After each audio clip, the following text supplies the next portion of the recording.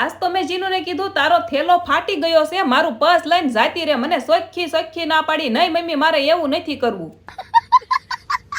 હા તો નાત પાડે ને, આમાં કાંઈ મજા નહીં. અને બપોરે જીનું કહેતી હતી દાળ ભાત કરી દેજે, એટલે નવરી પડી મેં ઈ કામ ઉપાડ્યું. આમાં કાંઈ જાજી માથાકૂટ ન થાય, ભાત તો પડ્યા થઈ જાય. અને દાળમાં શું હોય, રાય ઉડાડવાની હોય.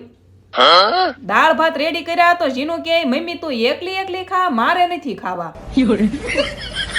અરે મેં કીધું હાલ તારા હાટું તો બનાવ્યા, પાછી ના પાડે.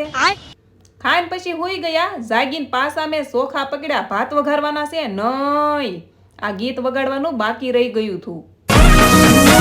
સુખનો સૂરજ ઉગાડી દીધો મારા નાથે, આખી જોતી રહી. કાલ કમેન્ટ હતી તો જો કહું, સૌથ કેમાં ફ્રીજ અને શાર કેમાં કુલર. અને પછી અમે કરી નાખી પાર્ટી. અરે પિઝા પાર્ટી.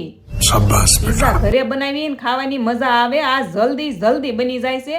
અને આજ કમેન્ટમાં કહેજો તમે કાંઈ પણ નવી વસ્તુ લાવો તો સાંદલો કરી ચોખા ઉડાડો કે પછી આમ નામ. તો મળીએ નેક્સ્ટ વિડીયોમાં. જય દ્વારકાધીશ. Like share subscribe.